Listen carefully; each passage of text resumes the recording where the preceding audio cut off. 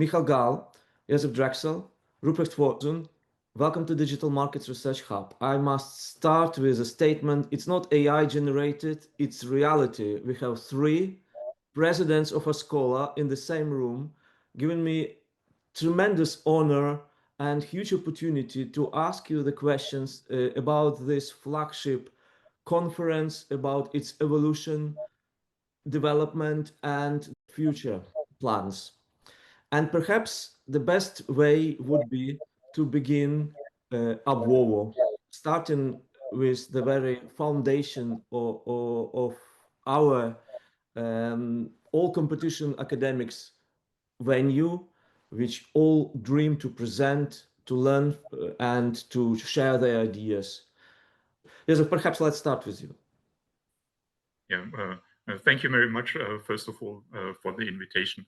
And it is a great pleasure to be with you and also with two other former chairs of ASCOLA. And I'm very grateful to Michal and also to Rupprecht that they took over the large burden of running this now very large organization. For me, it's wonderful to see how ASCOLA developed over the years. And when we started, actually, this was a very small group of good friends. And of course, when you take the initiative to establish an international academic society, what you first have to do is to actually find people who actually would support you.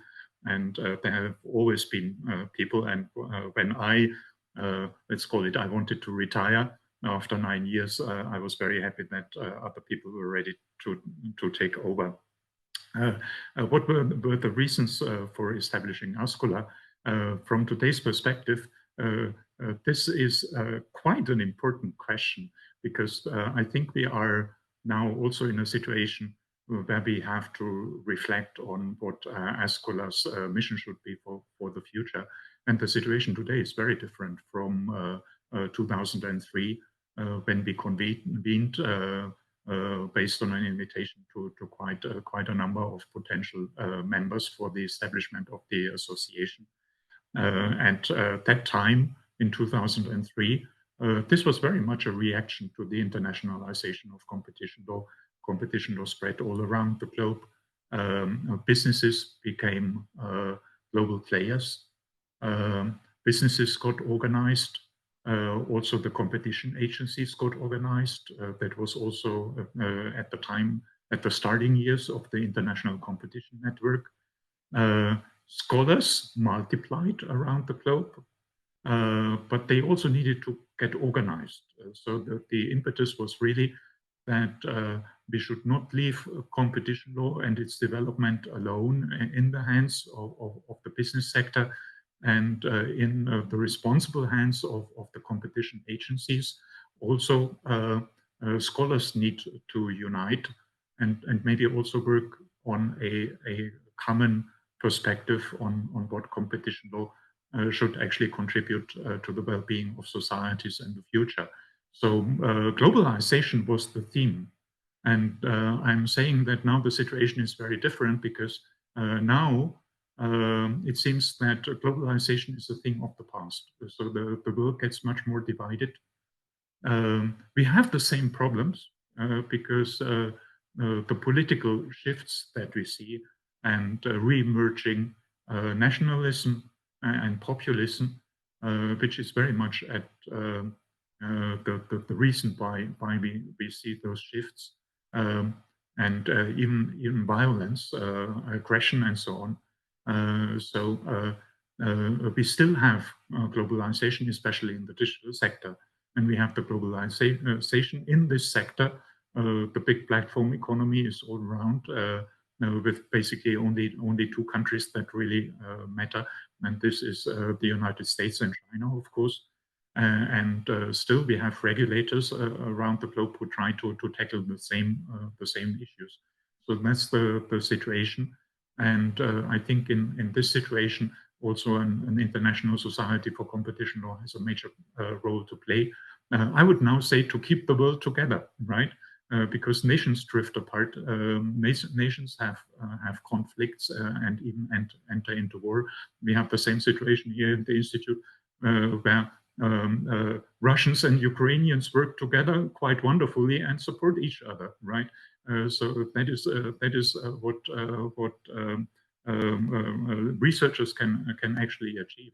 We are not interested in those conflicts, and so we also saw this when we had our last conference now just a couple of days ago in Chicago, where we also reunited, I would say, and to have those discussions now, especially with colleagues from the United States, and also to support each other. To have a conference in the United States, which has never been a big issue, nowadays is a big issue, right? Also for political reasons, where research is very much under pressure in the United States. So we also have this much broader now, we see those much broader implications now for supporting research in general, far beyond our field. But of course, with competition law, we also have a particular role to play because competition should be a global topic. Also, competitiveness and global markets and so on, to preserve a world where we can also have free trade nowadays, I think, is enormously important. And these are, I would say, achievements of modern societies, that we actually have a principle of free trade, and we developed international institutions for protecting it. And within a couple of months, we now can't take those achievements for granted anymore, which is quite frightening. And this is also the arena where we have to look at and redefine maybe the mission of ASCOLA as a community of competition lawyers all around the globe. Thank you very much, Josef. You have mentioned a few topics which I will invite you to reflect separately, and in particular on the issues of globalization and challenges for competition, because you all three are also academics, or primarily academics, and you reflect and channel the discussion on these foundational issues, existential issues of competition law. So I'll ask it separately, and also separately about the latest conference in Chicago, because people are very interested, those who didn't have a chance to attend, about the latest in news, your impressions, etc. But let me revert now to Michal with the first question about the foundations. I was approached by Josef and Paul to become the next president of ASCOLA in 2016, after Paul was nominated to become a judge. We're talking about Paul Nihol. And I've been in, I've participated in several ASCOLA conferences, which were incredible, very different from many other competition conferences that I participated in before, partly because these were conferences of only academic scholars, or mainly academic scholars. So you did not have lawyers dealing with such issues, or mainly, it was mainly academics. And that gave it a different flavor, a flavor of sharing of ideas outside of the real world of, bringing cases to courts. And I found the level of discussion to be extremely high. And so I decided to agree, even though I knew it would take a lot of my time. And I'm glad to say that ASCOLA has grown and developed and is now a very important and main platform for the sharing of academic ideas on competition law. I saw as my goal, first of all, extending it to the whole world, and trying to get to as many antitrust scholars as possible. So it grew from 100 and something to almost 600 in the 7 years. And part of it, I think, was the uniqueness and the high level of the discussions and of ASCOLA. And part of it was the growing interest in antitrust during these same years, because of digital firms, because of opening of markets, because of globalization of markets in these years. And one of the things that I saw as my, I had a few missions that I wanted to further and push even more than Josef and Paul did in their absolutely wonderful leadership. One was to give as much stage as possible, as much ability to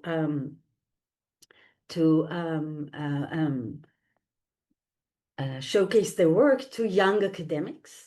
So one of the things that we did, and by the way, I did not do it alone. We had a team, of course, and the vice president first was Heike Schweitzer, and after 2 years, I asked Rupprecht to become the vice president, and I was so glad that he agreed.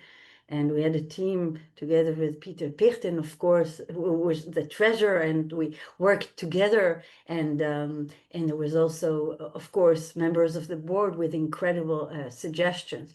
So some of the things that we did, one of them was that all the papers that were presented were papers that were chosen by double-blind review. So anyone could send a good paper, regardless of their academic age. That was one thing. So we believe in competition in choosing the papers. The second was that we tried to give more space and to create unique opportunities for the young academics to present their work. The third was the creation of local chapters, so that beyond the annual conference, which was the highlight, of course, and still is the highlight of the year, what we thought is that ASCOLA should have an impact throughout the year as well. So we decided to create local chapters in different jurisdictions so that academics could suggest to become heads of local chapters. And this has proven to be a success because most of the local chapters, which are headed by ASCOLA members, create wonderful conferences and other opportunities for academic engagement during the year. Some have even created YouTube channels. They have created reading groups. And there are many other unique suggestions and unique conferences that are done on the regional level during the year. Thank you very much, Michal. Rupprecht. If I turn back to the foundational years of ASCOLA, that was the time when I was doing my PhD, and I wrote my PhD on international competition law. And I think people today, I mean, I sound like a very old man now, but I think people today or the young kids today, they don't know what things were like then. No, but what I mean is, so 20 years back when Josef and founded ASCOLA with a group of friends, as he just said, starting at the Munich Max Planck Institute, that was a visionary thing, because at the time, international competition law did not exist, neither as a discipline nor as a factual thing or so. We did some comparative law in the sense of, okay, we were looking what do the French do in their competition law, and what do the US do in competition law, but we never had the sense up to this point that there is an international thing that keeps us together, and bringing these people together and finding what holds us together as a group of academics looking into this field and taking a reach from China to the US, from Europe to South America. I think that was visionary at the point. And it, as Josef had said, I think it was also due to the developments around it. We had globalization of firms to a much higher degree than ever before. And in research, we also had a significant change, namely that it was becoming much easier for us to access publications from others. I mean, the Munich Max Planck Institute, where I grew up academically, always had a fantastic library, but it was absolutely outstanding in that. While now it became possible for people at other universities as well to access papers written in English, uploaded on the internet. You were able to sort of communicate with others. You were finding out, I still remember that from my PhD, you suddenly saw, okay, there are people in the US writing about the same stuff as I'm doing. So it made a lot of sense to connect, and it wouldn't have been possible a couple of years earlier without an extensive research stay in the United States. Now it was just a click away, as Amazon would put it, to connect with these people. And the third thing that was important for that, next to globalization and digitization, was that at the time competition law globally turned to a more, let's say, globally understandable language, namely economics, to a higher degree than before. So we lost some of our more normative cultural values that were put into competition law before. I think that many of these developments it was sort of problematic to induce so much economics as we did, but it also made it easier to communicate internationally, because we suddenly found, also under the influence of US scholarship and the proliferation of papers from people from the United States to all over the world, written in brilliant English, that we sort of found it easier to speak about the issues that were interesting for us, because it was sort of not so loaded as before, maybe. And I think this was the process where ASCOLA stepped in, and ASCOLA never promoted the economic approach or so. That's not what I want to say, but it was sort of becoming easier to understand what other people were doing, because we were finding out that competition law was much more aligned, became much more international, became much closer to one another. And the other aspect has been highlighted by Michal. I joined ASCOLA probably in 2008, or 2008 at least was my first ASCOLA conference that I attended in Zurich, with Roger Zech and Andreas Heinemann, I think, and Andreas Keller as organizing. And from the very first minute, I had exactly this feeling that Michal has just highlighted. These were people of my trade. This was my community. This is academic scholars who are interested in, who are curious, who are interested in the better argument, who are interested in interesting thoughts, where you can say things that may be visionary, that may be unrealistic, or that may be sort of not aligned to mainstream practice or something like that. This was where you were able to discuss methodologies, and these also were people who were in the same situation, in the sense of they were trying to get their books written, they had to teach, etc. So this finding that there are so many people all around the world who do exactly the same thing as I do, who are exactly in the same position as I am in, who are not the typical big law firm lawyers, who are not the typical enforcers that you come across at other conferences, which is interesting, of course. But being in this group, that has always been an enormous pull for me to go to these conferences and to see my peers and to really feel at home in this community. And I'm very proud, if I look back to sort of my short presidency as an ASCOLA president, that I was able, I think, to transfer this from Josef, Paul, and Michal to our time, where we've grown so much, that there is still a social fabric that keeps us together, something where people coming to ASCOLA conferences somehow feel at home, feel like in a family, see, okay, this is really a group that stands together, even though we do not always share the same ideas or do not have the same concepts, but we are all in the same boat to a certain degree, and it is just enormous fun to be with these people. And let us pause here. And Josef, so we do in the same order as we started. ASCOLA today, we see this sense of community. We see how presidents, the first presidents and the next president and the current president, how they all work in the spirit of collaboration, how they feel like belonging to the same team, contributing as much as they can to its function. But not only presidents and the board itself, we have this kind of core of 20, 30 academics who are within us, ASCOLA continuously, and overall, despite of big stakes probably and quite significant diversity, normative, methodological, we still have this feeling of kind of more or less amicable, sincerely amicable atmosphere, which is not should be taken for granted. So please start explaining to us the recipe. How did you manage to create such unique, in many respects, place? Yeah, it's a very good question. At the end, you wonder why this really worked out. Michal mentioned it, how important actually it became at one moment, and I think that was also the reason why I had to somehow hand over the chairmanship. It became very important to open up the society to not only as many people as possible, but especially to younger people. And what I observed now in the United States is also that it is very important that the older ones don't try to keep in power, let's put it that way.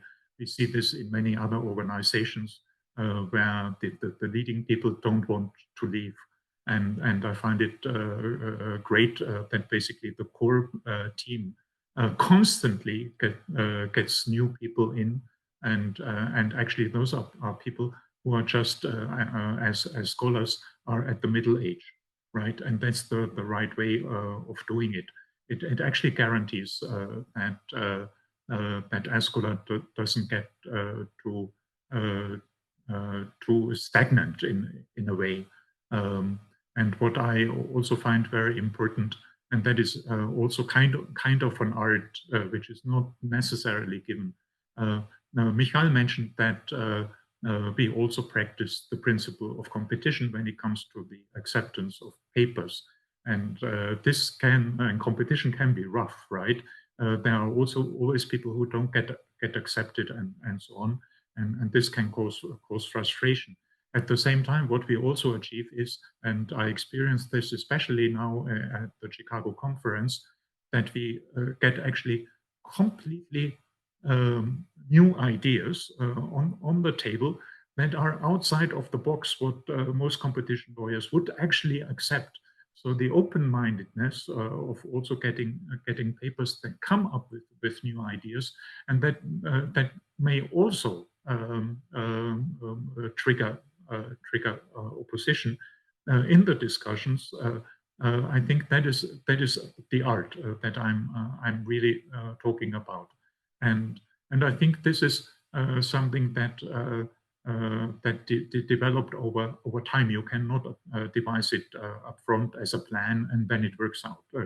This simply has emerged as a particular way of dealing with issues. I think also the current situation in competition law helped us a lot, because everybody now has a feeling that we need to be more open-minded and less dogmatic, especially when it comes to the economic approach.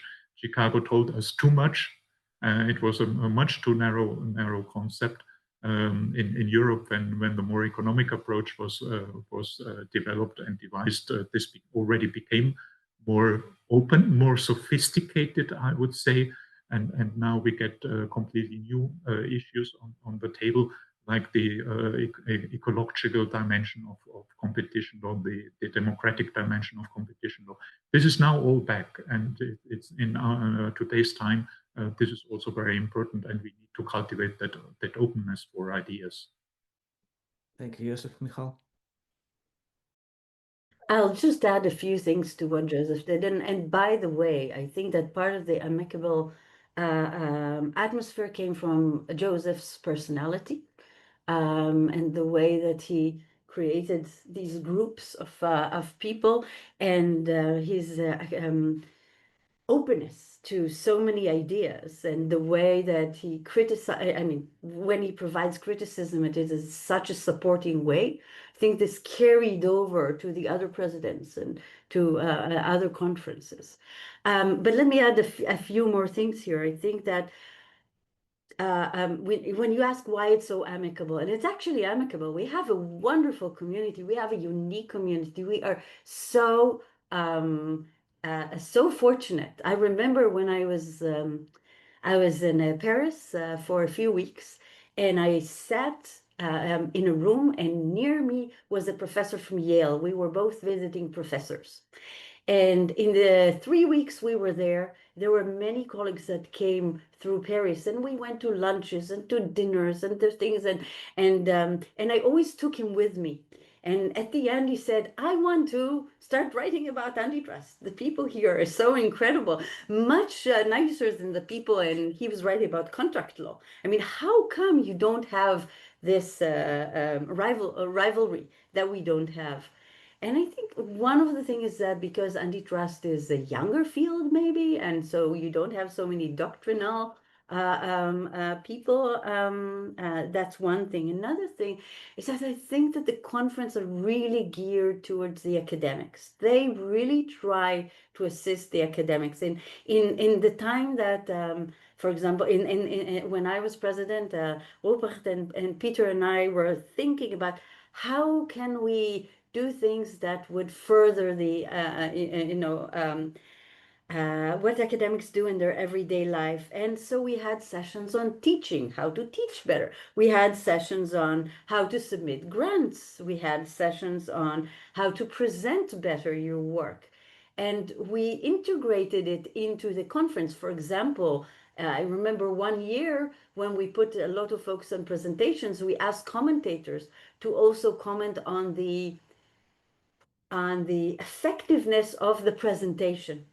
And we asked them to do it in a way which would assist the presenter rather than showing how the commentator is smarter or more knowledgeable or whatever. And I think that this kind of atmosphere is something that is unique to the ASCOLA conferences. And also the fact that you have the, as Joseph so rightly said, the democratic choice of papers, where people come and they say, wow, my paper was chosen, and it might be that, more mature scholars' papers were not chosen. And so I think that also gives, the level playing field that you create between academics of different stature, of different jurisdictions. It's only the quality of your argument that matters. Nothing else matters. So I think this is part of, what creates this incredible, unique atmosphere. I think if I may add to that, I think there are two other aspects as well. The one is my impression. I don't have statistics on this, but my impression is we have pretty many female scholars in this field of the law, while we don't have that in many other fields of the law, and that makes a difference. I'm absolutely convinced. We know empirically that where women are on the board of companies, they don't form cartels so much, and maybe there is some analogy to a certain degree here.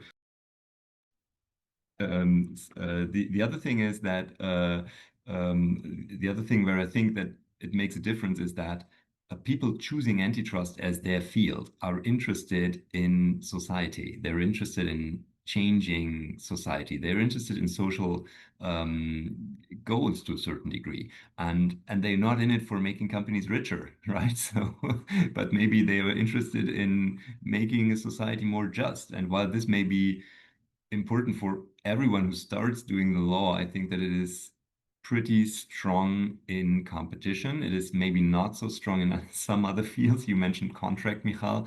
I'm not sure what the motivation is for people doing contract law as their particular field of research. Sorry, I don't want to be rude to anyone here, but I think it has something to do with that you're interested in the well-being of society at large, and also have a clear social view. I mean, the Ordo liberals, sorry if I refer to the German line of thought here, but it always struck me with the Ordo liberals that when they did competition law, they were always thinking that competition law is just the other side of social politics, because competition always leads to people losing out.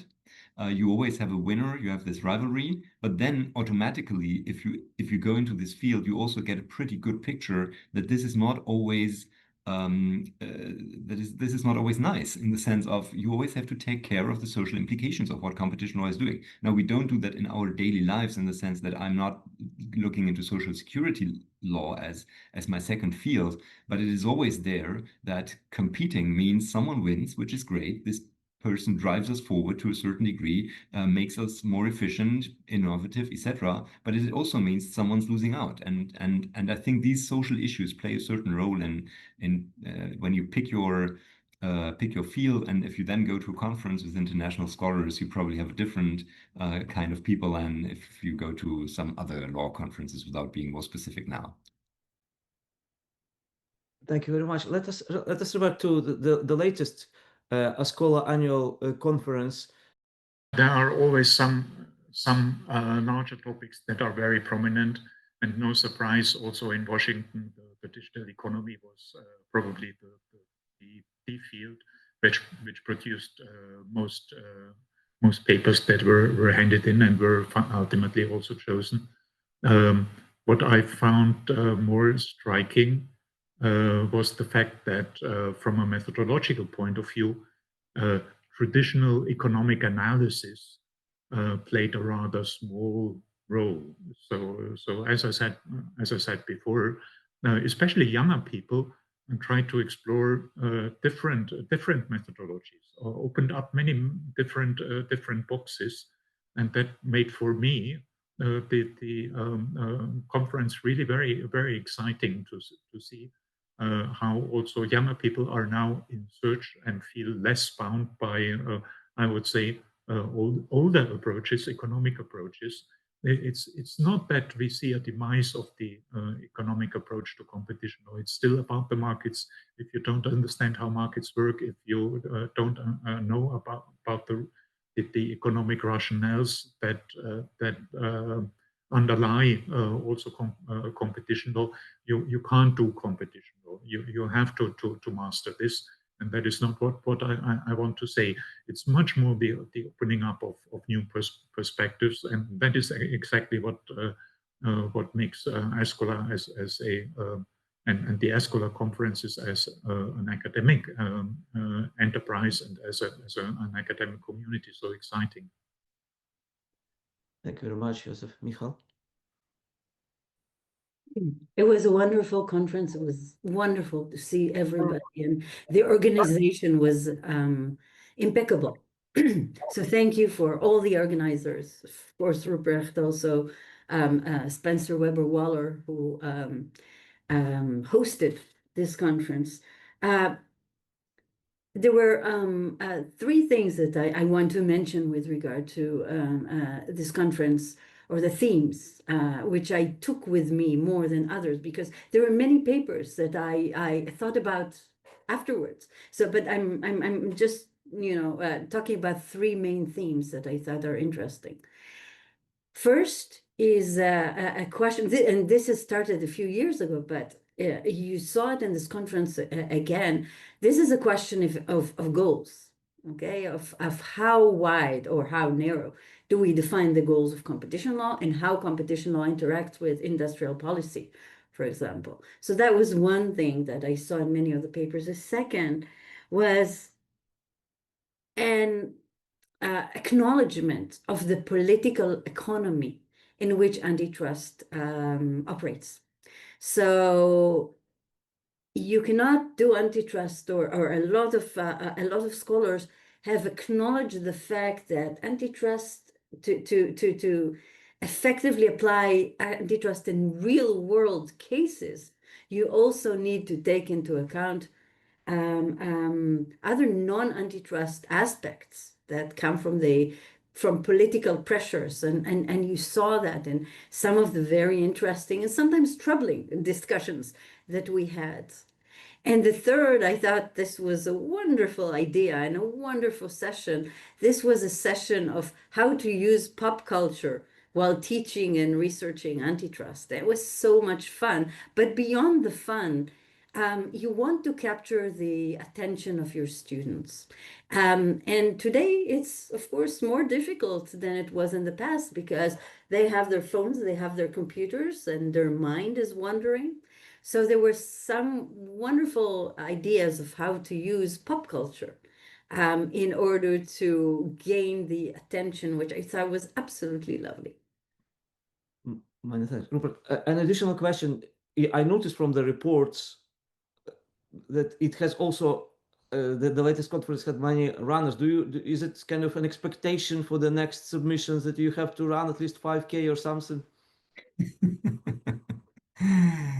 Let me first reiterate what Josef and Michal have just said. I find it quite interesting for me, ASCOLA conference is always sort of like a taking stock of what's currently going on, what is happening. And this time it was pretty clear for me, as Michal has said, we're discussing the goals of competition law.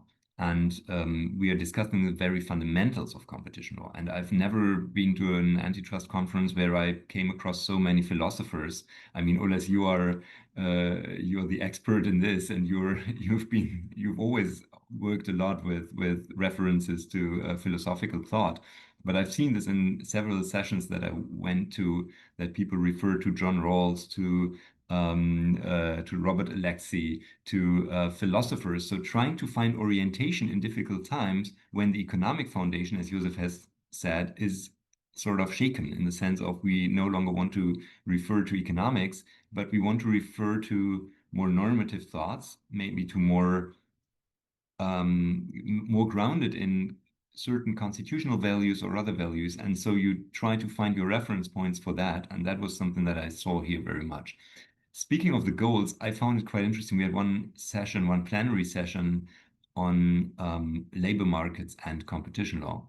And to hear people saying, look, competition law is also there to protect workers and not just consumers or not just the general public or so, was a statement that was seemed pretty mainstream on that panel, which was a bit new for me, to be frank. I had never sort of thought about it that way. And that was one of the interesting thoughts to see, yeah, why don't we take a closer look at who's actually profiting? And because this is a question of rent distribution in the end, who's actually profiting from what's going on in the economy, and how far is competition responsible for that? This reminds me of something Eleanor Fox said a year or 2 years ago at one of our ASCOLA Noels, these online meetings that we hold in November, where she said, I wish that competition law scholars look much more into the question who actually profits from this, and those that are particularly vulnerable should be protected maybe a bit better than others, and need to be protected a bit better.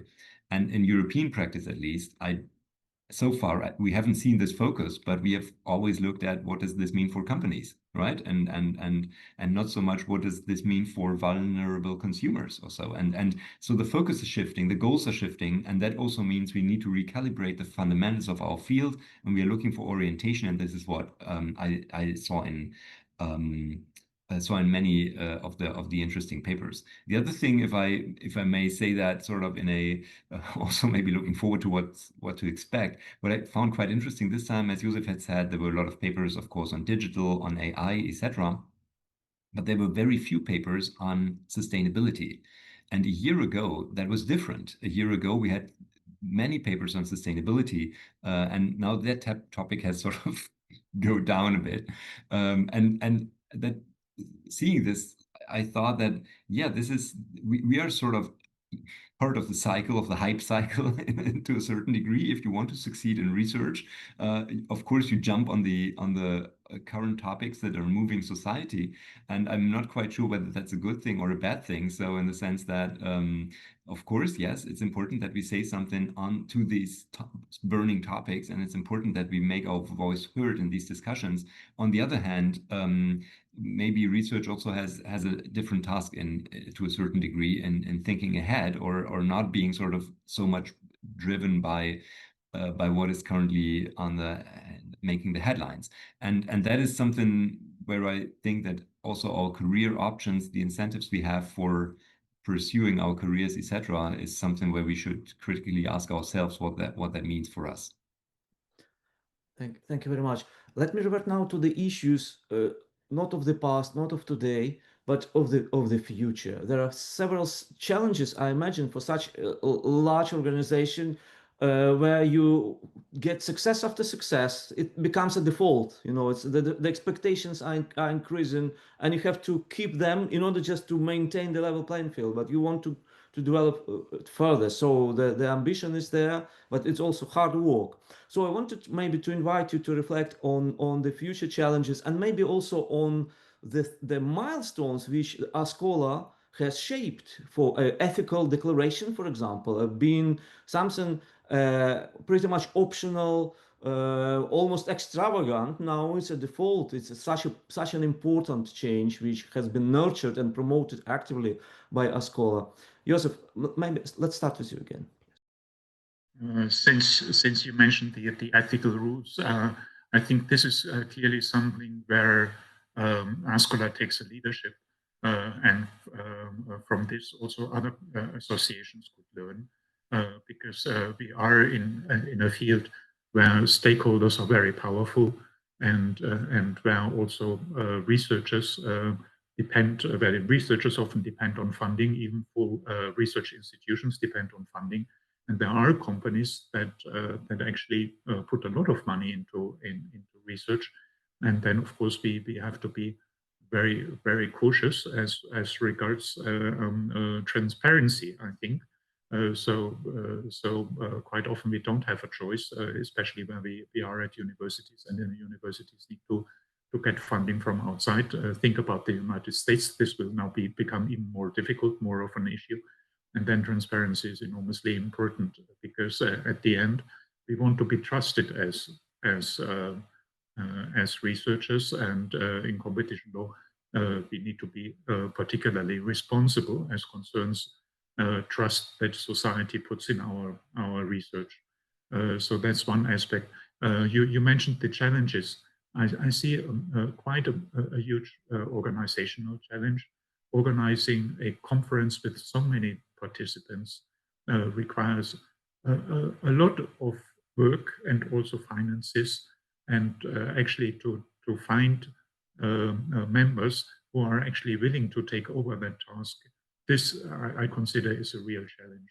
We have to be tremendously grateful to those people who do this, like now Spencer Webber in Chicago. We have seen even bigger conferences in Europe, because then attendance is even bigger, and the effort that people made was tremendous. I think we need to get more modest. When I think back, we don't need to be as modest as at the beginning of the history of ASCOLA, where it was actually completely normal to make a reservation in a restaurant with a few tables, and then everybody paid the bill. So it was really like this, and I think that the right way of doing it lies between the different the two extremes, I would say. Also the fact that this is also a matter enormously important for openness. The fact that if you attend the conference, you don't have to pay any fees is enormously exceptional, but it also puts much more burden on the organizers. Whether we can actually do this in the future, I wonder.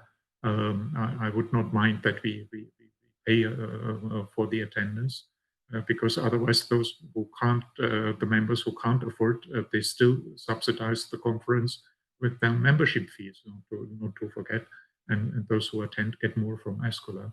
So these are the huge challenges. We have to convince people doing it, and the standard can be quite a bit lower as concerns the social events and so on.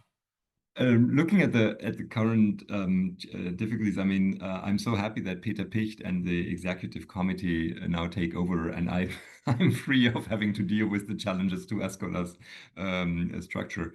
If I look back sort of to the past 2 years where I worked with these incredible people in the executive committee, so Jojo Monti, Wendy Eng, Thomas Cheng, Magali Eben, we formed a real team, and I think this was a very important sort of shift in the structure, in the governance structure of ASCOLA after Michal had done this enormous job, that we are now 6 people in the executive committee dealing with the day-to-day management.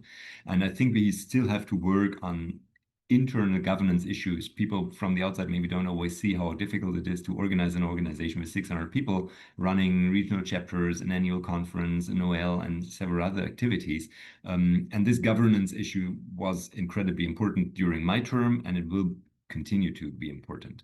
But apart from that, I think the transparency and disclosure declaration that Josef has already talked about is an important thing. But during my time, we've also tried to make the voice of ASCOLA heard a bit better, and to make people cooperate to a certain degree. And this is something where I'm tremendously proud of to a certain degree that we managed to do that. It started with a letter that I wrote as an ASCOLA president together with Juan David Gutierrez from Colombia, who's our head of the Latin American chapter. And we wrote a letter together on the dangers for institutions that are in South America who are slashed by their governments, where governments try to or some governments sort of try to destroy competition law enforcement institutions to a certain degree. And Juan David and I wrote a letter in El País, the biggest Spanish-speaking paper, saying you should not do this. We need competition watchdogs for working economies. And that was a very first step. I mean, this is not an official ASCOLA position or anything, but this was a very first step to say, okay, if this is really going to the heart of our organization, at the heart of our field, we probably have to act on that. And the other thing, what we did in my term, and that is something where I have tremendous hopes for the potential of the future, is that for the first time we participated in a consultation by the European Commission. So the European Commission approached ASCOLA and said, hey, you're ASCOLA, you're the International Organization for Competition Law. Don't you want to say what you think about our plans on the foreign subsidies regulation, which is closely related to merger control and competition issues? And we said, yeah, why not? And we assembled a group of people, asked for, in our newsletter, asked for people who want to cooperate on this. And it was, for me, it was really stunning that there were a couple of people, 8 people or so, I think, who coordinated by Magali from our team, wrote a really very, very substantial statement on this consultation. And the great thing about this was, on the one hand, we provided independent academic input for a policy thing. But the maybe even more interesting and bigger thing was that people from all around the globe, not just Europe, all around the globe, worked together on an issue, cooperating because they were experts in this field, and they found each other and learned, oh, wow, there is someone in Hong Kong dealing with this topic, and there's someone in another country that I hadn't come across yet, and let's work on this together. And this is exactly, I mean, Josef, we have discussed this early on in ASCOLA, how can we make people work together, etc. And I think we found a way now, to a certain degree, to organize that. Or the next executive committee will have guidelines on this. We have already drafted them in my term, and we will now sort of try to look how can we organize this process, which will be an enormous step forward, I think, in organizing the competition community and making academic voices heard and foster the cooperation of these people together. That's something that is, I think, a really great step forward. And the third thing, just very quickly, are of course the budget cuts in academia, and this is all around the world. Universities have less money, researchers have less money, and of course this affects our work very strongly. Let me also ask you about your current research, Josef. I'm currently working on openness of AI innovation and the role of competition law, which is really challenging. So everybody has the feeling that something goes fundamentally wrong here, but it's very difficult to pinpoint restraints of competition. So that is really mind-breaking.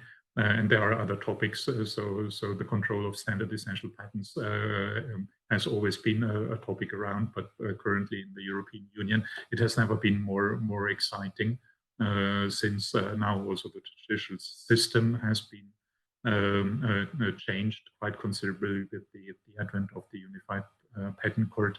So many things are occurring in that field. And I also do some proper IP research. So I in copyright law is also a topic which is very much on my list.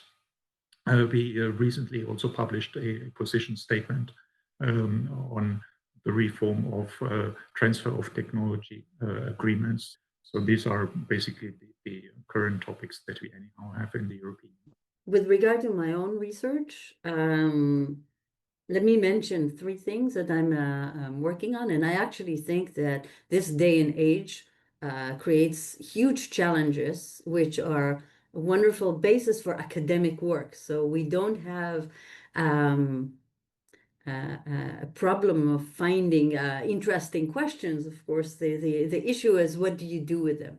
So one major theme that I'm working on, and I've been working on this for almost a decade now is the effects of algorithms, including, of course, AI on competition.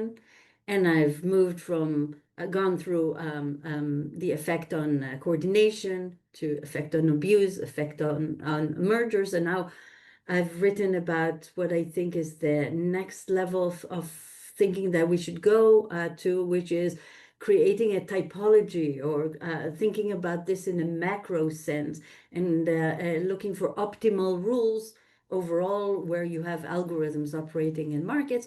The next level, one which there's a lot to do on, is the level of remedies. What do you do once you acknowledge the effects? And this is also for the question of young academics. I think that the question of remedies is one that we don't have good solutions on, and you can put your good, wonderful young minds to these questions. The second thing that I'm doing, I'm working on platforms and working on looking and challenging the issue of whether or not this is indeed winner takes it all, and this is work together with the incredible Raz Agranat, and we're defining hubs. You know, we're looking inside platforms and big hubs like Taylor Swift or large or famous football players, which have a lot of connections, and thus they have power towards the platform. And we're analyzing the effects of hub power on platform power, for example. And so these are two main issues that I'm working on. I'm currently doing a lot of work on the Digital Markets Act together with you, Oles, as you should know, and comparing the approaches that the UK, Germany, and the European Union take in shaping competition in the digital age. That's the name of our research project, SCIDA, with a team of fantastic postdocs and PhD students working on this with us. And I can only recommend, sorry for the ads here, the SCIDA project's website, scidaproject.com. Where you can find sort of our current output. And of course, I'm looking into AI, as everyone is probably who's interested in these matters. Of course, this is the big game changer. Michal has told us 5 years ago. Now I believe her, and I now see that it is time to look into this. And I think these are the most important issues that I'm currently working on. My next question is about your recommendations to students. ASCOLA is known, among other things, for its astonishing practice of identifying and rewarding young scholars. Many of them, most of them, are currently really impactful academics who are stars in our field. So maybe you can share your ideas about what to do, what not to do, etc. Oh, that's a very difficult question, because career planning is of course an issue that is very dependent on how the different jurisdictions are organized. The traditions are quite different, and since I'm getting close to my own retirement, that is a very strong concern concerning the members of my own team. And many of them are not German-bred lawyers, so they have to compete in an international market. I think visibility is definitely a very important topic to publish in the most renowned journals, and of course that's very important. And being a member of ASCOLA is enormously important, because it's also a network where you can actually get to know people, and where people get also aware of you as a person, and that counts enormously for being hired. And then I think the most important part is be self-motivated. In my own career, my best it has never been a strategy, and I think I have always been self-motivated, interested in the topics, interested in societies. And then people will also appreciate this, because you also get the feeling when people get too pushy, that might not really be helpful. And I think for this also ASCOLA is basically the right community where people should actually join and participate because it also supports this particular attitude. Well, this is a tough one. I'm not quite sure what to recommend to young people because I always have the impression I learn much more from them than they can learn from me. I hope I'm mistaken, but the most important thing is, and it's easy to say that for me with Josef present because he was my academic supervisor. And the one thing that I definitely learned from him is to give this freedom to and this encouragement to people to pursue their own ideas, to really go for what they think is right instead of go for what you think that makes a career or what other people may expect or so. I think it's much better if you really pursue what is very deep inside and where you think, okay, this is really something I want to look in and this is what I think is right, and now I'm saying this. And I think this is the freedom of academia, this is the freedom of research. I see that we don't often see this in practice. I mean, very many academics, PhD students, etc., they are not writing the book they want to write or they should write. They are writing the book they expect they should write. And I think that is a big mistake. And that is also true for the ASCOLA papers. I think that the papers standing out at ASCOLA conferences and being awarded ASCOLA awards are often papers where you think, wow, this is really something different. This is where someone really speaks his or her mind. And that is what I'm craving for if I read these papers, not the usual stuff, but the stuff that really comes from your very inner mind. And for that, you need encouragement. This is what we, as the more senior figures, can provide. And you also need, of course, a lot of research. You need a lot of spirit. You need a lot of creativity in your thinking, and also some courage to stand up and say, this is what I think. And I think we are living through a time, and I hope we preserve this time. And this is also probably one of our jobs, where we can tell people, yes, it's sometimes difficult to speak out in public. It's becoming more difficult to speak out, but please do so because we need that so direly. I can only echo the wonderful suggestions by both Rupprecht and Josef. Go with your heart, be creative, be original, think big, think outside the box. Do not try to only put another brick on the wall, but as a young academic, if you want to make an impact, try to break a wall. See where you can break a wall. Not easy, but thinking about, and finding a good a research question is half of the battle. I mean, I always tell my students, you should invest, a lot of effort in finding a good research question and not delve into whatever is there. If you find a good research question and you want a novel one, an interesting one that you can add to significantly, you've done half. Josef Drexl, Michal, Rupprecht Podszun, thank you very much, first of all, for your outstanding work as presidents of the Academic Society for Competition Law. And also thank you for sharing your great ideas with all of us.